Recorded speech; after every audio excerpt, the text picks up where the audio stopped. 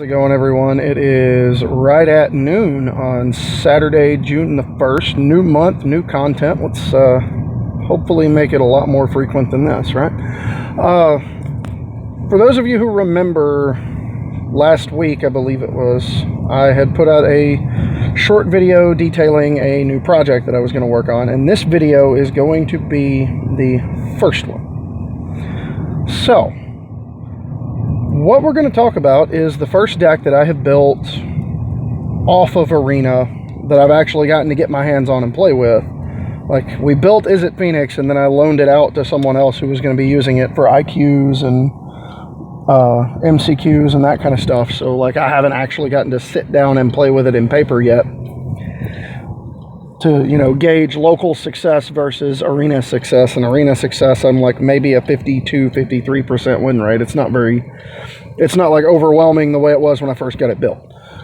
So the deck I wanted to talk about is one that's near and dear to my heart because it's one of the first aggro decks I built when I started playing Standard back in 2005.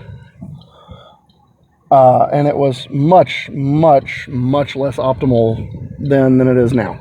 But the deck in question is Rakdos Aggro.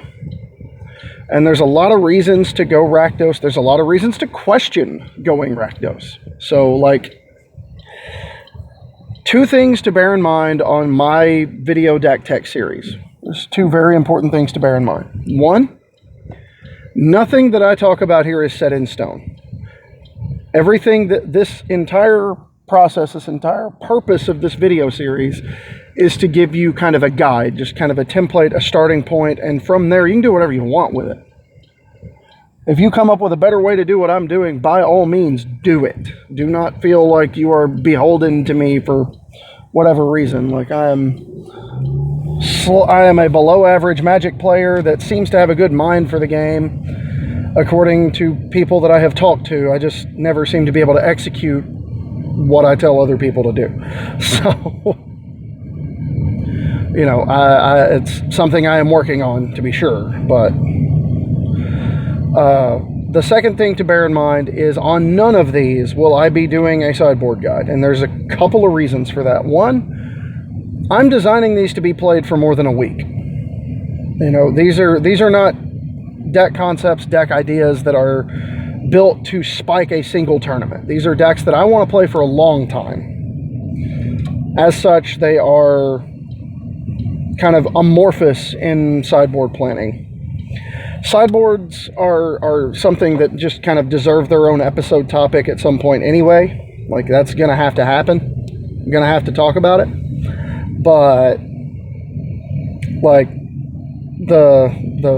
the process of sideboarding that I go through is wildly different than what I see a lot of people go through. I don't believe in just having a cheat sheet. The cheat sheet is nice, especially for someone who's not particularly comfortable playing Magic at a tournament level yet. So, like, eventually we'll get to a point where we'll have a guide for this deck, as we will with any of the rest of them that we put out.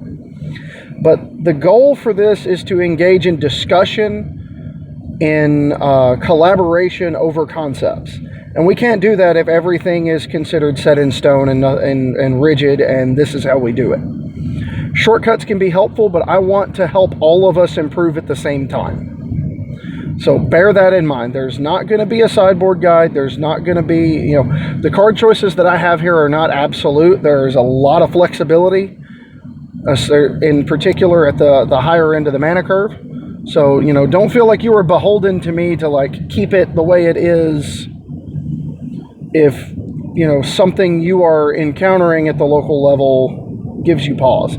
I would recommend that you try it, sure, but, you know, don't feel like you have to stick to what I'm doing. So, when I say this is Rakdos Aggro, I mean Rakdos Aggro. I mean, smash you in the face as quickly as possible. Aggro. That's what I'm here for. That's what this deck is here for. And it begins, as most reasonable or good aggro decks do, at 1 mana. In this deck, we're playing 8 1-drops. It could easily be bumped up to 10 or 12, you know, to fall a little bit more in line with something like White Weenie or Mono Red. But we're playing 8 because these 8 are the 2-power 1-drops that we have access to. And those 8, we have 4 copies of Diregraph Ghoul and 4 copies of Gutterbones. And they are 2-power. Diregraph Ghoul has the 2nd point of toughness. Gutterbones synergizes with basically everything else in our deck. So, you know, Diregraph Ghoul, Gutterbones both. 1 mana, 2 power zombies. They enter the battlefield tapped. So, you know, they're a little bit of a liability if you're top decking and you end up drawing one of those when you need to be in a position to block. So I can understand hesitation there. The other cards I considered at 1 mana were Footlight Fiend and the Wizards package. So in order to supplement Gitu Lava Runner and Wizard's Lightning.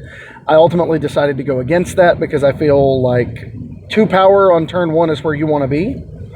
And failing that, you just want to be able to, you know, hit a land drop and be able, you know, be ready to hit the ground running in the next turn. But 2 power on turn 1 was really where I wanted to be, and there was not a good way to get that. The other card I considered was Rigging Runner as like a 2 of as your you know, double spell turn 1-drop, whether it's, you know, casting double 1-drop on turn 2 instead of casting one of your 2s, or casting, you know, 2-drop 1-drop on turn 3 in order to maximize threat distribution. Rigging Runner is one that I've had pretty good luck with as the 9th and 10th 1-drop in Mono Red. Just because you can attack and then deploy a 2/2 first strike, and when that body is not nothing. And the fact that it doesn't die to an opposing Chain Whirler on the draw is relevant. So, like, I can understand, you know, where we'd be coming from if we wanted to consider that card. But right now, it's just the Diregraph Ghoul and the Gutterbones. And then we move into 2 mana, and that's where things get interesting, because there are a lot of things you can do in red and black at 2 mana. Viashino Pyromancer, if you're playing the Wizards package, is going to be in the deck. Like, I don't know if it's possible to debate that, but it really needs to be in the deck if you're playing the Wizards package. If you're not, like, it's still passable, and I can understand if you want to play it, because it turns on the recursion from Gutterbones, it turns on Spectacle for Light Up the Stage and Skewer the Critics, and some of our other cards. But I can understand not wanting to play it too, because it's a 2/1 that dies to their Chain Whirler, and that's ultimately the reason I chose not to play it. Everything about this deck is built with the rest of the format in mind. Specifically, a lot of your aggro mirrors and your control matchups. So, at 2 mana, the first thing I wanted to do is I wanted this deck to be fast, and in order to be fast, we need some haste. And I decided to concentrate my haste power at the 2 mana spot. So we have 4 copies each of Fireblade Artist and Dreadhorde Butcher. And Dreadhorde Butcher applies a ton of pressure for a 2 mana creature. It comes down, attacks your opponent for 1, usually in tandem with one of our 1-drops, so you're attacking for 3 on turn 2. And then the Butcher grows to a 2/2, and if they kill it, they take 2 more. Or, you know, you ping off their other creature. That's pretty fantastic. And if you get to untap with that card, it's even better. Like, if you get to untap with a Dreadhorde Butcher, things get a little dicey for your opponent. Because now you can create like this chump attack scenario in order to turn on Spectacle. Or you can just clear a path, use a Lightning Strike, clear a block, get in for 2, make it a 3/3. Now their, you know, Shock, Shivan Fire doesn't kill it. Their Fiery Cannonade doesn't kill it. And if they have Deafening Clarion or Kaya's Wrath, like, they're just taking 3. That's a whole extra Lightning Strike to something. For free. Just for attacking with a creature that you wanted to attack them with anyway. And then the other haste creature is Fireblade Artist, which is definitely a worse Dreadhorde Butcher. It always hits for 2, no matter how many times it's hit your opponent. So it's a little bit worse in the pressure applying department, but it is a little bit better in matchups where you can't press through. So like in the matchups where you're not capable of, you don't have good attacks, the Fireblade Artist is a better card because of specifically the synergy with Gutter Bones. Fireblade Artist during your upkeep can sacrifice a creature to deal 2 damage to a player. And doing that with Gutter Bones means you would then get to turn around and recur the Gutter Bones. So that's, it's not great, it's not exciting. 2 damage, essentially spending 3 total mana every turn for 2 damage. But we can do it. It's a thing we can do. We can just chip away little by little, keep applying pressure, keep pressuring the removal with bigger, more scary things, and then just get there on the back of how powerful, get there on the back of the chip damage. And the fact that it will turn on Spectacle to be able to make us more mana efficient with cards like Light Up the Stage, Skewer the Critics, and one of our other creatures. 2 of our other creatures. And last but not least, at 2 mana, we're playing 2 copies of Rixmati Reveler. And this was a card I kind of waffled on. I wanted to play more, and then I wanted to play none of them in order to play more 1-drops. But it's definitely a card I feel like the number 2 is just kind of a concession for me. It's a number I arrived at by virtue of like trying to adhere to a strict mana curve and letting it be kind of an outlier on occasion. Every once in a while it'll be a 4 and you're okay with that. But the fact that it can help keep you from flooding or getting short on lands early in the game is not nothing. It's a prime 2-mana spell on double spell turns if you don't have the ability to enable Spectacle. And obviously when you resolve the Spectacle trigger in a meaningful way, it's just bananas, as anyone who's cast Bedlam Reveler can tell you. The next one, as we venture out of 2 mana into 3, I couldn't be playing Rakdos Aggro if I wasn't playing Judith. Judith the Scourge Diva is really, really powerful. +1/+0 to the whole team, so that applies pressure to your opponent. And then if their intention on how to keep from getting run over by you is to kill your creatures, Judith has got a little something to say about that. Every time one of your non-token creatures dies, your opponent, something gets pinged. Something's taken 1. So, a hyper-aggressive draw against Nexus can often just feature going 1-drop into Haste Creature, into Judith, smack you around a little bit, and suddenly your opponent's dead on the board. Turn Ghoul into Butcher into Judith is a lot of damage. And then you can, that's where you can start to get a little creative, and if the Butcher gets big enough, you can, hurl a burn spell at it in order to kill your opponent. There are some weird little corner case plays that we have available that really shouldn't be available to a deck like this. Judith and Gutter Bones and Dreadhorde Butcher make a lot of that happen. The other creatures we're playing at 3 mana, I kind of waffled again really bad. I wanted to have a creature that was useful in a game that becomes more of a grind, and I wanted to have a creature that was just superbly powerful. So I split the difference on my other two 3-drops. Instead of playing 4 of 1, I played 2 and 2. We're playing 2 copies each of Midnight Reaper and Legion Warboss. Midnight Reaper is for the grindy games where, again, you can get a lot of mileage out of just riding Fireblade Artist plus Gutter Bones and telling them to do something about it. Because if you can get a Midnight Reaper on the table alongside it, you're also going to be ripping through your deck to hit land drops and find more cards. And with Spectacle, that's just terrifying, or it should be for your opponent. And, it also allows you to fuel back up after your opponent just decimates the board with something like a Deafening Clarion or a Kaya's Wrath. You can just draw a ton of cards and have some haste creatures on loadout for the next turn. The Gutter Bones will come back eventually. There's a lot to love about it. But then the other card that we're playing at 3 mana, the Legion Warboss, is a completely different animal in that it's better against decks that are more interested in trying to ignore you. because it's a creature that demands an answer. And it's particularly brutal here when you get to play it alongside Judith. Because Warboss on turn 3 in a normal situation attacks for 1 and then it attacks for 5. And then the numbers just start to go crazy after that. You know, if it's by itself on the table and we're getting in scot-free, Warboss is going to attack for 1 and then it's going to attack for 5. It's how the card works. Mentor trigger, extra token, all that good stuff. Well, when we're playing Judith, it attacks for 2, and then it attacks for 9. I guess it attacks for 8. Warboss, the first token, and the new token, you instead of attacking for 5, you're attacking for 8. And then the numbers just go wildly out of proportion from there once you start adding a counter to other stuff, or you add a counter to a Butcher. You know, Warboss's Mentor trigger alongside Dreadhorde Butcher is pretty sweet.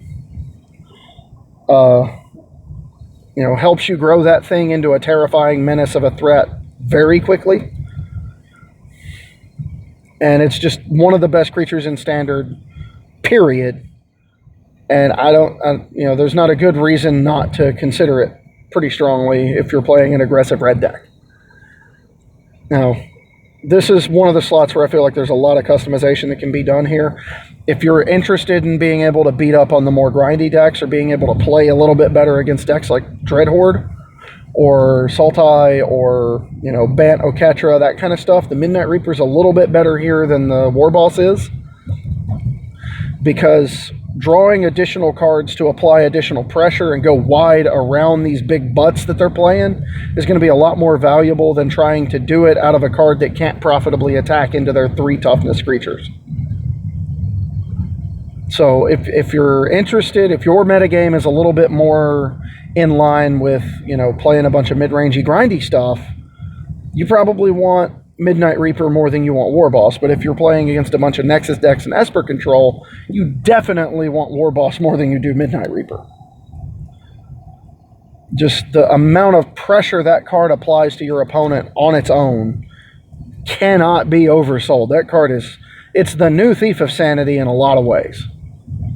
Except instead of pressuring your opponent's life total a little and their cards a little, it just pressures your opponent's life total a lot and starts to go wide against decks full of spot removal. So, like, it's just really, really good. And last but not least, for the creatures, we're playing 3 copies of Spawn of Mayhem.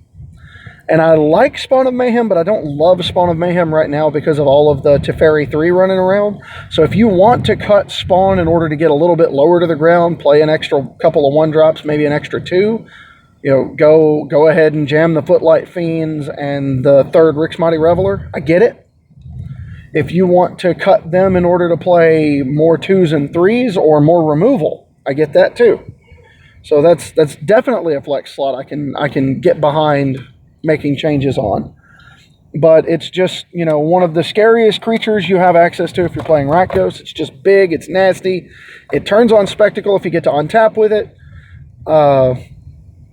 It's highly efficient even at 4 mana to get a 4/4 flying trample. But then to turn around and have it turn on all your other cards and sometimes just grow, like, it's really powerful. And then for our non-creature spells, we are notably not playing Experimental Frenzy or Risk Factor because we are not mono-red. We do not have a litany of burn spells to flip off the Experimental Frenzy to just kill our opponent out of nowhere. It's definitely a card that occupies a slot in the board when we're playing against other aggro decks or grindier decks, just because as we start to gas out, it allows us to extend our hand to the top of our library. Theater of Horrors is another card that occupies a similar slot. But instead of locking you out of the cards in your hand, it just consistently builds up over the course of the game. So I can understand being in for Theater over Experimental Frenzy if that's something you're after. We are playing that effect in the sideboard right now for the more grindy matches, because locally I'm seeing a lot more like of the polarized matchups. I'm seeing a lot of aggro and I'm seeing a lot of like Nexus and Control. So I would rather have a deck that's a little bit more multiple and then be able to sideboard more appropriately into a specialized configuration. The non-creature spells we're playing are 4 copies each of Light Up the Stage, Skewer the Critics, and Lightning Strike. And again, these are very flexible card slots. If you wanted to tell me that you would rather just have the absolute certainty of Shock, Lightning Strike, and like a couple Light Up the Stage and a couple of Skewer, so that you had a little bit of blowout potential, but most of your deck was just really good at what it did, I believe it. I'm in. I get it. I just wanted to have, since I was only going to play 8 burn spells in this configuration anyway, I wanted them all to deal 3 damage. I wanted them to be able to trade up as much as possible. And, after sideboarding, you can start looking at more specialized stuff like, Lava Coil if you're in a grindy creature matchup over something like Skewer, where going upstairs is less important. You need to just be able to clear out blocks and keep attacking, keep applying pressure. If you want Lava Coil, you want Bedevil, you want Angrass Rampage, anything along those lines, that's the sideboard is where I think that kind of effect needs to be. And then Light Up the Stage is just draw 2. And in this deck, that's particularly nasty because we have so many, powerful creatures. And Light Up the Stage is really good in mono red for a lot of reasons, but one of the difficulties with it is when you hit cards you don't actually want to cast right now. And that's a little bit harder to do when you're hitting 1 and 2 mana creatures that apply pressure to your opponent. So, I really, really like where Light Up the Stage is in this deck. I'm probably playing too many, so I could see trimming 1 or 2 of them in order to make room for some more burn spells or some more creatures, if that's what you want to do. And then we're playing a 20 land mana base. It's currently 4 Blood Crypt, 4 Dragon Skull Summit, and 7 and 5 split Swamp. 7 Swamp, 5 Mountain. So for the sideboard, I honestly don't remember it off the top of my head. I know some of the cards that I'm playing, but I can't remember what numbers. I'm constantly tuning, tweaking, adapting it anyway. So again, doing a sideboard guide's not particularly meaningful here. But some of the things you might want are harder removal for your mid-range matchups. Cards like Lava Coil, cards like Bedevil, maybe. Just to make sure you can clear a blocker and keep attacking, instead of the burn spells that are good at clearing out small stuff and then going upstairs later. Theater of Horrors is really good in your grindier matchups. Just adding fuel to the fire, keeping the fuel going, keeping cards going, or it can just help keep you from flooding out, which will some amount of the time happen when you're playing Light Up the Stage in a grindy matchup. You'll just draw a bunch of lands. Theater of Horrors and or Experimental Frenzy can help a lot with that. And then the other thing I want to have is some amount of meaningful disruption against decks like Nexus or Esper Control. And the real tension here in the sideboard for this deck, one of the cards I'm playing in the board for Nexus and for Aggro Mirrors is Carnival Carnage. Carnival is really good at sniping down something like an Explore creature, a Llanowar Elf, getting the last point of damage in on something. It's really good at that. But Carnage is really where I want that card. It's more for your grindy matchups to give you another top-end haymaker where you can pressure them, force them to interact, and then just strip the last 2 cards out of their hand and add a little insult to injury. As a mind rot, it's not awful. And then as a removal spell, it's kind of medium, but it does trigger Spectacle for 1 mana. So it will allow you to Light Up the Stage for 1. It will allow you to, whatever it is you're in for your Spectacle play that turn. Carnival Carnage is good as kind of a blanket, haymaker disruption spell. And then the other one that I kind of can't make up my mind on is whether I want Duress over some of the non-creature spells or if I want Kitesail Freebooter over some of the non-creature spells after sideboarding against Nexus. because Freebooter is really good here because it's evasive. So it gets over kind of the gum up the ground stuff that a lot of decks are playing. So it's another way to chump attack and turn on Spectacle in order to have a big turn. And it's also, like in the Nexus matchup, there's not a lot of difference between Duress and Freebooter, except that if you Freebooter a card away, they can't Tamiyo it back to their hand. So, like, I'm pretty high on my Freebooters right now. And 2 mana, like, Rixmati Reveler is not great against Nexus. So I can see boarding the Reveler out in order to bring in the Freebooter and have a more meaningful, powerful card in that matchup. But what I want to do for the sideboard discussion is, after this video is published, we can talk about it in the comment section here on YouTube, or I'm going to have a thread in the Facebook group and on Twitter to discuss the sideboard plan there. You know, both what cards, what kinds of effects we need, and what comes out, what comes in, all that good stuff. I would rather have an honest, organic discussion about it, because I feel like that makes all of us better as Magic players, instead of just putting out a cheat sheet, because honestly, y'all don't want my cheat sheet anyway. It's going to look kind of weird. So, you know, figuring out how you want to do it is going to be more meaningfully beneficial than anything I can tell you to do. But that's going to wrap up the Rakdos Aggro deck tech. I hope you enjoyed it. There's going to be a poll in the Facebook group and on Twitter after I get this video posted about which deck we want to do next. The 2 I'm kind of in between on are going to be Gruul Aggro, courtesy of Lucas Faley, or Is It Phoenix, now that I finally got my cards back and I'm kind of working on my list. So, you know, have fun with that. Have fun if you decide to build this deck. I highly recommend it. It seems very fast, very powerful. Probably a little worse against Dreadhorde than I would like. But in exchange, it is just really, really good against your control deck and aggro mirrors. Just the level, the number of threats you're playing, the ability to interact with your opponents pretty effectively, and just the sheer speed at which you attack your opponent's life total. I've had a lot of fun with it. So I hope you do too. And we'll get the next deck out as soon as possible. New podcast episode next week as I go back to work. Yay. Everybody's doing well.